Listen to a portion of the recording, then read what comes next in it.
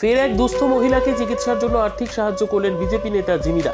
মালদার মানিকচকের এনায়েতপুর গ্রাম পঞ্চায়েতের পূর্বপাড়া এলাকার বাসিন্দা লাগিনা বেওয়া স্বামী বিগত কয়েক বছর আগে মারা যান।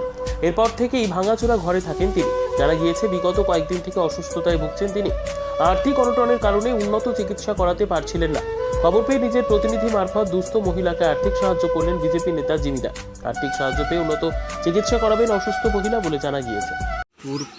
প্রতীক্ষা লোকের পাশে বড় মসজিদের পাশে রিনা না লাগিনা বেবা ইনাজপুর পূর্বটোলা। তো এর অবস্থাটা খুবই খারাপ আছে, ওষুধের টাকা নাই, ওই যে ভাতা খালি পাচ্ছে আর কোনো কাজ তো নাই। তো পুরো অবস্থা খারাপ আছে, কিছু খাবার ওষুধের কিছু ছিল না। তো আমাকে বললো যে তোমরা তো এরকম দান করছো, তো আমাদের কিছু সাহায্য করো। তাহলে আমরা ওই বিজেপি নেতাকে কমপ্লেনটা দিলাম কি এরকম ওষুধের টাকা একে দিতে হবে কিছু, একদম চালা পাওয়া পুরো অবস্থা